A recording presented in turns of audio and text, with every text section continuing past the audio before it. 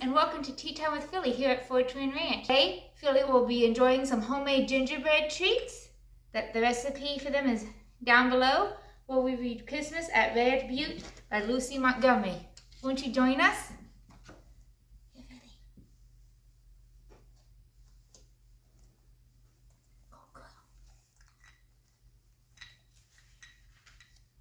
Of course Santa Claus will come, said Jimmy Martin confidently. Jimmy was 10, and at 10, it is easy to be confident. Why, he's got to come, because it is Christmas Eve, and he always has come. You know that, twins. Yes, the twins knew it, and cheered by Jimmy's superior wisdom, their doubts passed away.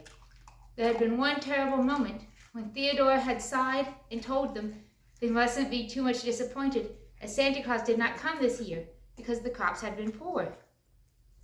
And he might have had enough presents to go around. That doesn't make any difference to Santa Claus, scoffed Jimmy. You know that as well as I do, Theodore Prentice, that Santa Claus is rich whether the crops fail or not. They failed 3 years ago, before Father died, but Santa Claus came all the same. Probably you don't remember it, twins, because you were too little, but I do. He knows they're expecting them, Theodore, because we wrote him a letter last week and threw it up the chimney. And there'll be candy and nuts, of course, and Mother's gone to town to buy a turkey. I tell you, we're going to have a ripping Christmas. Well, don't use such slangy words about it, Jimmy boy, sighed Theodora. She couldn't bear to dampen their hopes any further, and perhaps Aunt Elizabeth might manage it if the colt sold well. But Theodora had her painful doubts, and she sighed again as she looked out of the window far down the trail that wound across the prairie, red lighted by the declining sun of the short wintry afternoon. Do people always sigh like that when they get to be 16? Asked Jimmy curiously. You didn't sigh like that when you were only 15, Theodora. I wish you wouldn't. It makes me feel funny, and it's not a nice kind of funniness either. It's a bad habit I've gotten into lately, said Theodora, trying to laugh. Old folks are dull sometimes, you know, Jimmy boy. 16 is awful old, isn't it? Said Jimmy reflectively. I'll tell you what I'm going to do when I'm 16, Theodore. I'm going to pay off the mortgage and buy Mother a silk dress and a piano for the twins. Won't that be elegant? I'll be able to do that because I'm a man. I hope you'll be a good kind of brave man and a real help to your mother, said Theodore softly, sitting down before the cozy fire and lifting the fat little twins into her lap. Oh, I'll be good to her, never you fear, assured Jimmy, squatting comfortably down on the little fur rug before the stove, the skin of the coyote his father had killed 4 years ago. I believe in being good to your mother when you've only got the one. Now tell us a story, Theodore. A real jolly story, you know, with lots of fighting in it. Only please don't kill anybody.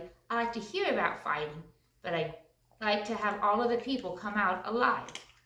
Theodore laughed and began a story about the real rebellion of '85, a story which had the double merit of being true and exciting at the same time. It was quite dark when she finished, and the twins were nodding, but Jimmy's eyes were wide open and sparkling. That was great, he said, drawing a long breath. Tell us another. No, it's time for bed for you all, said Theodore firmly. One story at a time is my rule, you know. But I want to sit up till Mother comes home, objected Jimmy.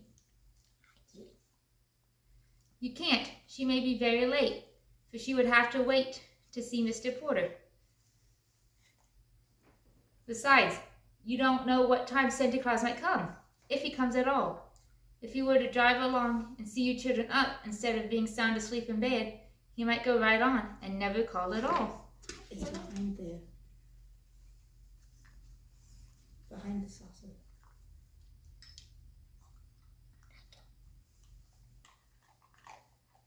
This argument was too much for Jimmy. All right, we'll go.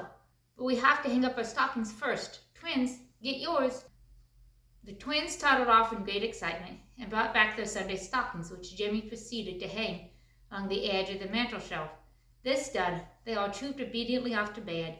Theodora gave another sigh and seated herself at the window, where she could watch the moonlit prairie from Mrs. Merchant's homecoming, and knit at the same time. I'm afraid that you will think from all the sighing Theodora was doing that she was a very melancholy and despondent young lady. You couldn't think anything more unlike the real Theodora. She was the jolliest, bravest girl of 16 in all Saskatchewan, as her shining brown eyes and rosy dimpled cheeks would have told you. And her sighs were not on her own account, but simply for fear the children were going to be disappointed. She knew that they would be almost heartbroken if Santa Claus did not come, and that this would hurt the patient, hard-working little mother more than all else. 5 years before this, Theodora had come to live with Uncle George and Aunt Elizabeth in the little log house at Red Butte. Her own mother had just died, and Theodora had only her big brother Donald left. And Donald had Klondike fever. The Merchants were poor, but they had gladly made room for their little niece, and Theodora had lived there ever since. Her aunt's right-hand girl and the beloved playmate of the children.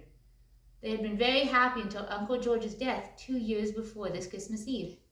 But since then, there had been hard times in the little log house, and though Mrs. Merchant and Theodora did their best, it was a woefully hard task to make both ends meet, especially this year when the crops had been poor.